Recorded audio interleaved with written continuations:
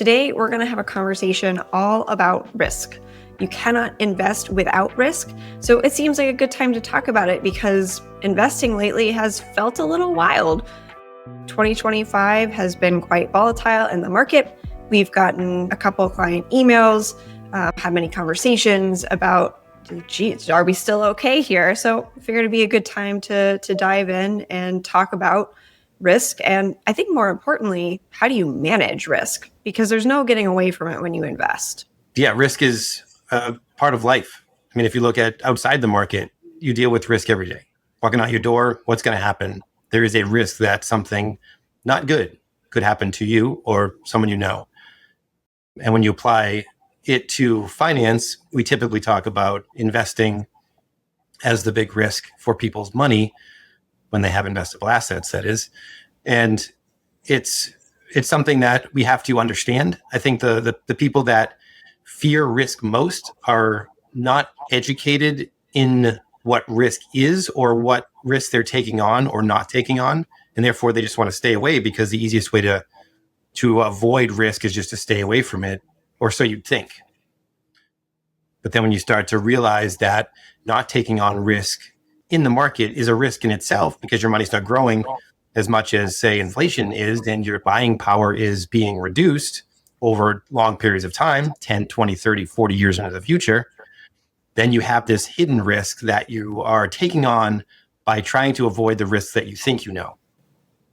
Yeah, I think that's a good point of there is no avoiding risk, right? And often I think we frame conversations about risk as in, what's your risk tolerance? Are you comfortable with it or are you not? And if you fall on that I'm not so comfortable with it spectrum, you may want to try to avoid it. But as you said, it's part of life. So is there any way that for people who think about risk and are just immediately like, oh, that's not something I want to take on or that's something I need to avoid, how can people shift their mindset to think about risk differently in a more productive or useful way? Well, I think the first question to ask is, what am I afraid of? Right? To understand what you are truly afraid of in whatever topic you're talking about is important because that grounds you in, okay, here it is. I'm afraid of this thing. The next question is, should I be afraid of this thing? Is that actually the risk here? And are there other risks that I'm not seeing? And once you understand what you're afraid of and the true impact that risk could have if it showed up in your life. So in this case, I'm afraid of the market tanking. And the risk here for me is I lose all of my money and I don't get it back. Really, that's the end of it. I mean, I can't use the money that I thought I had to use. And then you say, is that really the true risk here? And how do we prove that it is or isn't the risk? So I think defining the fear seems really helpful, and being able to articulate something specific rather than just like, the market or, things are happening. I'm nervous. Being able to say, I'm specifically concerned about X, Y, or Z. And I think for most people, it's probably the overall fear is losing money, right? It is because, talking to a client the other day and he said, well, the market went up 600 points. I don't know exactly what market he was talking about. I'm guessing it was the Dow Jones in this case. The market went up 600 points. And the next day it went down 300 points. And he said, what do you think of that? And I said, it sounds like the stock market, right? A functioning market is one that goes up and it goes down. There's a lot of trading volume. For every buyer, there has to be a seller. And so everybody is always going back and forth trading in the global stock market. And so when you see more ups and downs, more significant ups and downs, there's more volatility. And that's probably because there's some major unknowns out there at any given moment. And I say major because there's always unknowns. The future is unknowable. And therefore everybody is speculating in the market to try to figure out like, what is a good buy? What is something I should offload? And that's how the market works. When you have billions of people put their input into the system, you have a good average over time. And so a functioning market is one that goes up, it goes down. If it wasn't going up and down, it was just going straight up or straight down for an extended period of time, you'd have to question, is that really a functioning market? And if it's not, get out.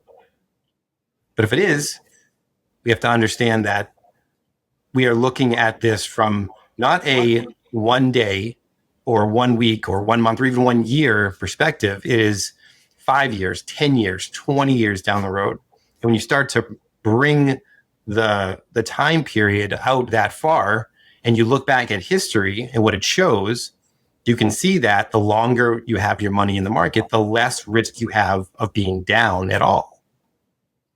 And 15 plus years is a really good time frame because there's never been a 15-year rolling period when the US stock market has been down over that entire period of time.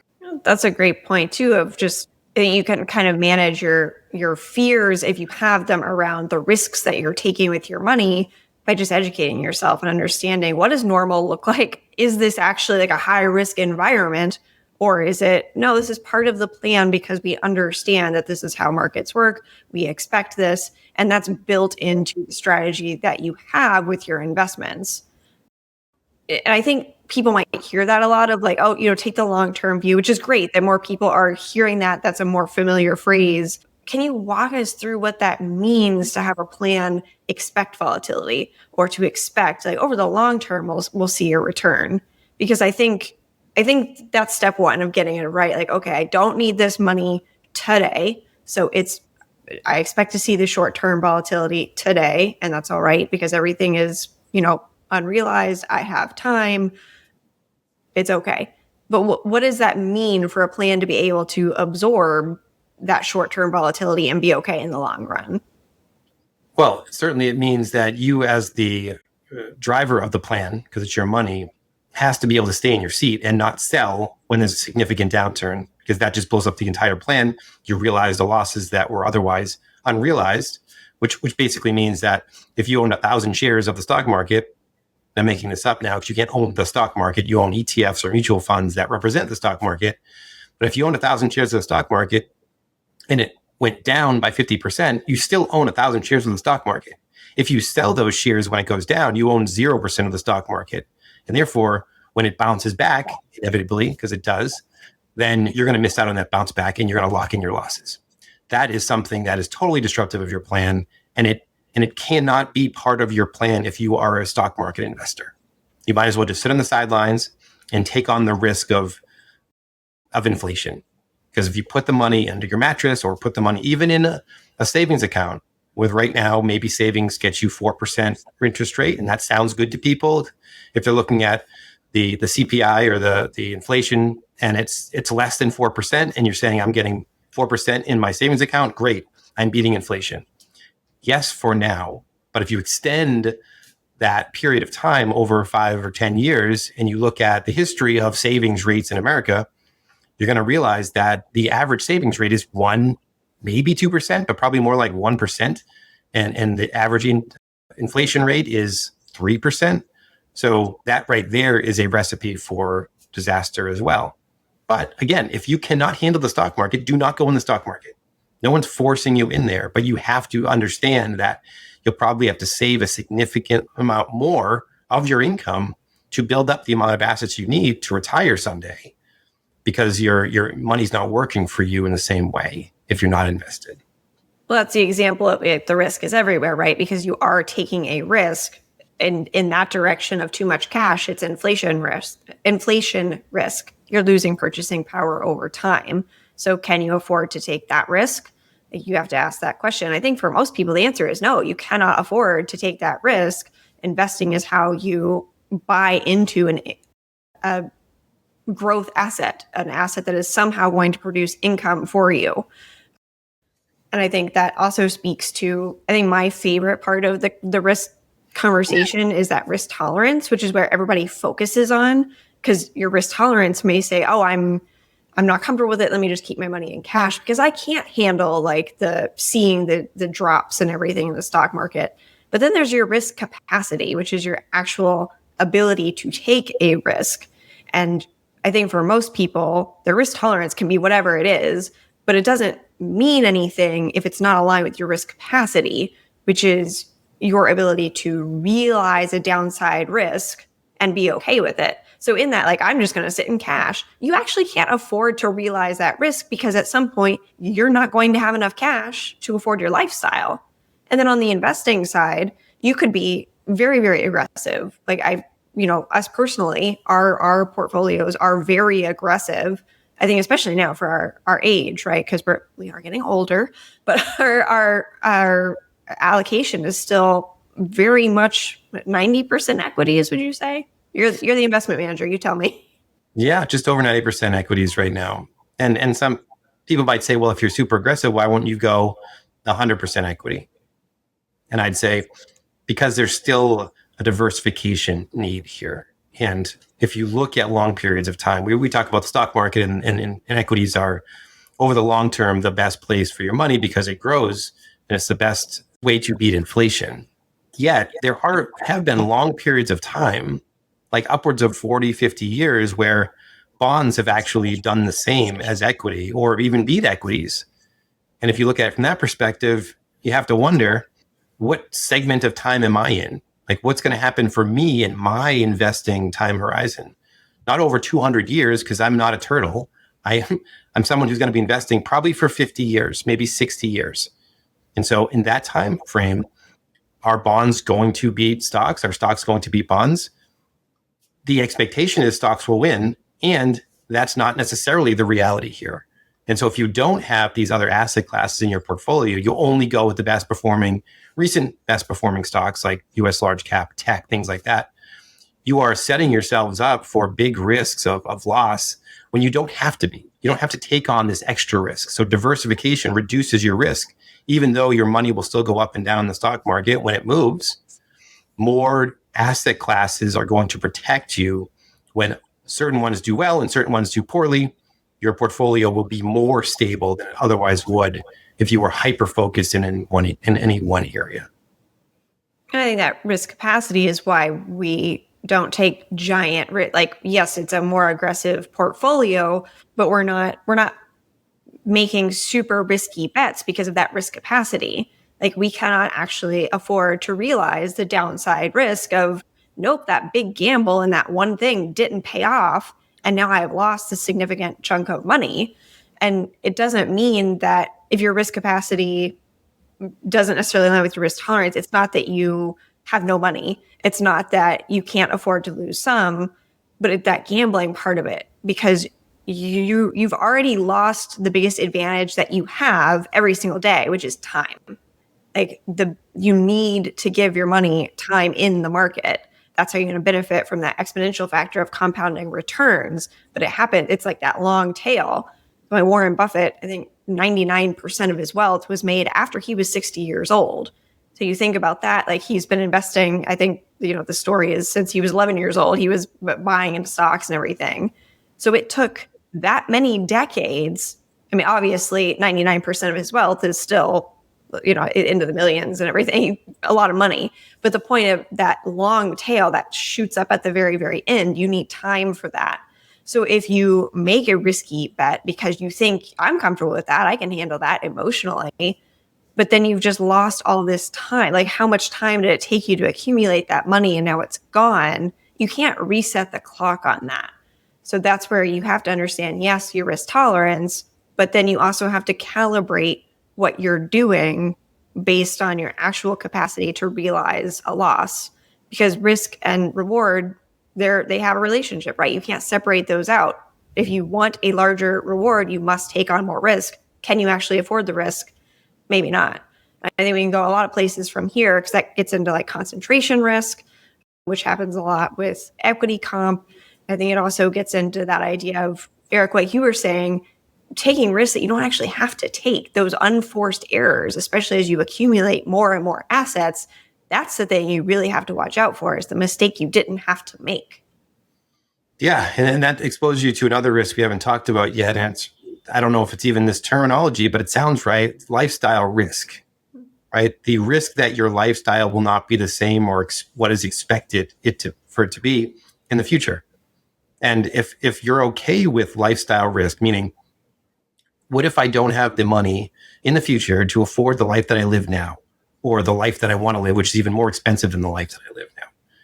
Is that okay for me? Can I be flexible enough and dynamic enough in my choices in life to say, okay, well, it didn't work out for me. I was hoping I'd have double my money, but I have half my money. can I now adjust my lifestyle in a way that we can still function and live sustainably over our, X amount of years in retirement? And if the answer is yes, I'm okay taking that lifestyle risk, and you want to take more investment risk, potentially blow it out of the water and really grow your wealth, then okay, you've chosen that, you've identified the risk, you said I'm okay with it, and then you're making that trade-off if it shows up. And I think that's for a lot of people, they don't necessarily think about it. They think about not having the life they want, and they take on more risk to make sure that in their mind that they're going to get that. If they take on more risk, they're going to have the lifestyle that they live. If they don't take on the risk, they won't. It's an either or. It's a black and white decision. But they are just not really understanding the trade-off there. For me personally, I want to be taking on risk in a way that elevates our lifestyle in the future. But I don't know at this stage if I'm willing to give up my lifestyle status quo to get there. Do I want to reduce my general lifestyle spending down the road because I made a mistake? And I don't think I do, but I still question that on a daily basis. Can you give a specific example? Like what would change, or what would you have to do? Is it a business related thing, or is it a personal spending, personal investment? How are you thinking about that? Well, I think one easy one is the business, right? If our business is an asset, and that asset grows over time, and I have the ability to sell the business at some point to realize a profit, and then use the proceeds to function and live my life and spend money, then if the business does not grow and I'm relying on the business to grow to a certain level, I won't have the same money that I thought I would have to live the life that I need to live. And that means that if I believe that I can grow it, I would put more money back into the business. So we make revenue, we put the profit back into the business and just grow it to a place where you fund a business. A growth business gets funded by its profits instead of distributed to its investors, and hopefully it grows. Right? If any tech company like NVIDIA, all the money is going back and it's growing exponentially. And if that works out for the investors, it's great. But if I put all my money, my profit back into the business, and I don't diversify, and I don't take the profits and reinvest somewhere else, then I'm taking on this concentration risk in my own business. And that's going to impact my lifestyle in the future, either positively or negative, if it turns out well or not. And I don't know where I sit with how much profit I want to reinvest to grow the asset itself versus just take the profits and diversify and maybe get less of a return on those diversification assets, but at least there's more stability in it. Well, you can really empathize with the majority of our clients who actually have that same conversation, but for them, it's about the equity compensation that they're receiving, right? They're getting that company stock, so they have to ask themselves that same question and figure that out. So how do you guide people through that conversation when it's not necessarily their company, which it is a little bit different because you can exert more control if it's a business you own or have ownership in versus your employer who is, paying your paycheck, who is giving you your benefits, and also, by the way, is giving you company stock. So that's creating a lot of concentration in that one company that you don't necessarily exert a ton of influence or control over, again, unless you own it. So how do those conversations with clients go when it's managing the concentration that comes from receiving equity compensation, like stock options or RSUs? I think the short answer is it goes differently for everybody. I think some people, it's very clear that they do not want to take on that extra risk. They know that their paycheck comes from the company being successful already. And so if their paycheck and also all of their assets are invested in the company and the company doesn't do well, they're not willing to take that risk. They would much rather sell, in this case, restricted stock units are a lot of times what our clients are invested in. And when they vest and they are free to sell, they're back, they're owned by you at that point. They sell and reinvest the proceeds or use the proceeds to spend on something short term like a house or a trip or whatever. And for them that makes sense because they're taking out of the equation the concentration risk. Now by doing that, they won't capture necessarily if the company skyrockets and doubles or triples or 10 times the stock price, they're missing out on that. But they're okay with the trade-off because if it doesn't do that, they're still going to be okay.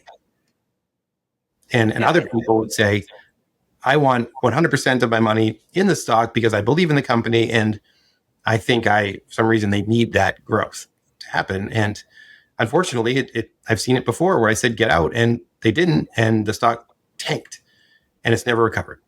And they could have been all set for life, and now they're not. You just have to understand that's where risk tolerance is really important, and the trade-offs you're making by making one decision versus another. And no decision is a decision in itself. By leaving the stock in there, that you're making a decision. It's really, really important to truly understand what your circumstances are, what the impact of success or failure means for you, and how you would adjust if one thing or another shows up. Yeah, I think seeing people have that opportunity to like, all right, you've really made it if you just lock it in, but they're like, no, it's still got room. I still want to go, and then the stock crashes. That's really painful to watch, and I think that conversation misses, that nuance of they're acting out of a place of, well, I don't want to miss out on this huge rise. But you're not missing out if you're selling and reinvesting the proceeds along the way. You're still increasing your wealth, and you're doing so in a much more secure way. Like nothing's guaranteed, obviously, but if you get little pieces of it along the way and you can lock it in as you go, and you're going to have more than you did before. So I think that's tricky for a lot of people, because I think they're framing it in their minds of, well, if I don't hang on to this concentrated position, I'm going to miss out if the stock rises. But you're not, because you're selling out along the way. So every time you're selling out and reinvesting, you are locking in bits of the gain. It's not like, oh, I've missed the boat. So to try to swing for the fences and strike out is a lot more devastating than just periodically, going through, I've got my new RSUs, they vested, let me sell them, set aside money for taxes, and reinvest the proceeds into my diversified portfolio that's set up for long-term growth.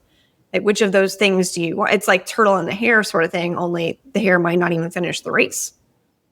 Yeah, oh, that's right. And I think that's insightful, and you only really experience it when you experience it. Like you can't a lot of times understand the impact until you actually see on paper what just happened. And a lot of times when the stock price tanks, it's devastation. Your balance sheet is devastated, but you're also emotionally devastated because you thought you had something that was just paper mache, right? It's just building castles in the sand. I don't like to see people lose their ability to live a really great life, especially when they already had the ability. If they just made the one decision to get out when they could. Yeah, that's definitely tough. But you're right. Like sometimes you just need that lived experience. And for those people, that might actually be a wonderful thing that happened, because maybe at the next job, they have also equity comp, and they'll treat it differently because they have that lived experience of like, I know what happened last time. Because it's very different when someone's just like, this is what you should do, versus, no, I lived this, I saw it, I felt it, and now I'm in a better place to make good decisions. So there really is a lot of value in those experiences, and to some degree they're unavoidable. So it's not like you should go running around looking for, let me screw up here so I can learn a good lesson, because life will do that to you without you trying. But it's a good maybe reframe, especially if that's happened to someone and they're really struggling with it. I think the silver lining in there is that you take away knowledge that you would not have otherwise had. You really had to live it to learn something about yourself, about how the world works versus how you think it should work or how you want it to work. And that's important too. Yeah, right. What you think isn't necessarily the reality of it all. I think understanding that is really important when it comes to investing, because you can think about what you believe all you want, and you can listen to the pundits and the people that you respect and what they say all you want. They still don't know what's actually going to happen. And so to trust that and without regard of the opposite happening is a failure to manage your finances effectively. Right. You said nobody knows with certainty. Unfortunately, nobody has that crystal ball. We all want to know what the future holds, and we don't, which is why it is very helpful to think about not necessarily what's possible. All the things are possible, but to start thinking about, all right, what is most probable? What gives me the best setup here for success? What is going to put me in the best position for the next thing? And it's not always going to be this big, flashy exciting leap forward. It's going to be 1% better every day, or that's those incremental steps of let me sell out of these RSUs and lock in the gain, the money that I have, and get it invested in a way that is most likely to grow over time, even if it's a slower track. It's not going to be big and flashy and exciting and something that you can talk about like at your next cocktail party or whatever. That is often the way to go when it comes to investing, because we don't get that second chance. You don't get a do-over. This is your life and it's living right now. Like, you don't get to go back in time like, oh, let me add on an extra 10 years so I can, let my finances, my investments have time to straighten themselves out. Yeah, right. And that's coming back to the point of investing, right? That's when I ask somebody, are you okay not achieving this goal that you mentioned? Whether it's funding their child's education, college, or it's retiring at 50 years old as a young retiree, or it's, I don't know, providing for your aging parents. Like, if the goal that you list out there is something that you cannot afford to not achieve, we have to ask the question, how can we optimize the plan so that achieving that goal is going to happen? Right, is the highest probability of success of achieving that goal is this track, then we need to take that track, even if it's not the sexiest track. If you say, well, the goal that I'm trying to achieve is not that important. What's more important to me is to grow my wealth. And if I don't achieve the goal, then fine. Okay, that's a different conversation. And it's probably a different investment strategy, and one that takes on a lot more risk. And then the probability of long-term success is less. You've reduced your ability to achieve the wealth goal in this case, and that's okay for you. And if everybody is okay and everybody's clear on what we're talking about and the trade-offs that we're making and the importance and priority of achieving the goal that we're talking about, then there's a clear path to take. But until we clear that up, it's all just smoke and mirrors, and we're walking through the fog trying to guess at what's going to happen next. And we don't have to live that way. Financial planning is not that. Financial planning is bringing clarity to your life. It's bringing focus, it's bringing intentionality. And when we do that, it's exciting. And achieving your goals is exciting, even if you can't boast about the fact that you're the wealthiest person in the neighborhood. Or you have your 25% return, or, because what does that really matter if it's not getting you closer to what you wanted, or if you have no idea of like what your enough even is, which I think is really helpful to put. That serves as a nice guideline, and it makes all your financial decisions so much easier if you understand, what do I actually need to achieve my goal? Because then you can reverse engineer, like, okay, here's a path to get there. And if I go above and beyond, great. But at least I know I've locked in, like, I'm quite certain I can achieve that goal. Like, that's a really nice feeling. And then if there's room left over, great. Like you said, you can take more risks or you can make different decisions, but you define the parameters of what you're looking to do, like, and what's non-negotiable for you. And then after that, maybe there's some room to play. Yeah, right. I mean, it's different for everybody. Values are different for everybody. As you were talking, I was just thinking about our daughter and just the fact that when I was single, before I was married, before I had kids, I started my business knowing that if I failed, I'd figure it out. Like, I'll figure it out is not really part of my vocabulary, although I will if I need to. It's not part of the vocabulary for me to build my plan on, because I don't want to have to figure it out for you. I don't want to figure it out for our daughter. I want everybody to live comfortably. And if that means that I can't take as much risk as I did 10 years ago, that's okay for me, because we have a really great life. And safety and security of my family is of utmost importance, beyond, again, going on social media and saying, look how much revenue I brought in this year. Yeah, I think that's probably a good takeaway from the conversation, is that nothing really is static, but that includes like the risks that you're taking, or, how you feel about risk, or what's the right next move today. None of that is static. All of that is going to change and evolve as your life does, as things happen in your life, as you have different experiences that inform how you see the world, as you age. Like, things are going to change, which means the risks that you take may change, and that's fine. I think it's just staying aware of when you go through these transitions and when things are different or when your values do shift, that you mentally, like, you have the awareness and you keep up with that. So what I think for you, Eric, what would be another good, takeaway that if anyone can get something from this conversation about risk and how it relates to an reward and investing in your finances, kind of what do you hope people walk away from it with? What's the one key takeaway you'd like to leave with someone? Well, I mean, we've talked about really catastrophic risks in this case, where it's like either your life works or it doesn't based on the choices you make. And although, yes, there is that big picture risk, there's also a lot of pockets of risk. And just understanding where in your life you want to take on risk, and if it's calculated risk, and you know the impact of a failure in that category, and you can adapt, then take the risk, right? If you're like, you know what, we have 2-income family, and my spouse makes plenty of money to allow us to live a baseline lifestyle, and I'm really excited about taking on this new role at a startup company that may or may not make it. And if they don't, I'm going to know in 6 months. And if they don't, I'm going to be out of a job, and who knows for how long. If I know that that failure is one that we can recover from, and I really want to take that risk, then take it now. When are you going to take it if you don't take it now?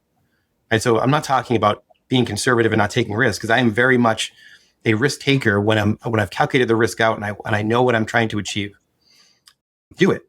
Or another case, I just had this conversation with a friend. I was going to play soccer, or at least try out for a team to play soccer, and I realized that, you know what, if I go play soccer right now, which I haven't played in a bit, so there's definitely a risk of me losing a leg or something, because I'm just not fully functional there. And if I was going to go play soccer and I pulled a muscle and I was not able to play golf, that was a risk that I was not willing to take. So I said, I am no longer going to go after this team to play soccer, because the trade-off of me getting hurt was not playing golf, which I just bought some new golf clubs. I'm excited about golf. That was not something I wanted to trade off. So a minor risk, not going to change our life financially speaking, but it was something that I did not want to take on, so I didn't. Right? So just understand where your risks lie in your life, and understand which ones you want to take and which ones you don't need to take. Because it's not all about either take all the risks or take none of the risks. It's being intentional about where you place your risks, and knowing that for the most part, it's a two-way door that you're making this decision where you can turn back and come back the other way and say, you know what, that was a risk. It didn't work. I'm coming back here and going in a different direction. So risk is something to manage, not necessarily to avoid. You're going to have to take some risks, but you need a system to help you manage it, and preferably a system, a framework that helps you separate out the very real emotions, which are totally fine. There's nothing wrong with those, but you need some separation between those emotions and what's happening around you, the decisions that you have to make. Like Eric, for your example of soccer, I know you love soccer, so there could be an emotion there that pulls you into, I want to play this, but you have to be able to take a step back and look at the bigger picture, and, a systematic approach to that, especially with your finances, your financial plan, your investment management.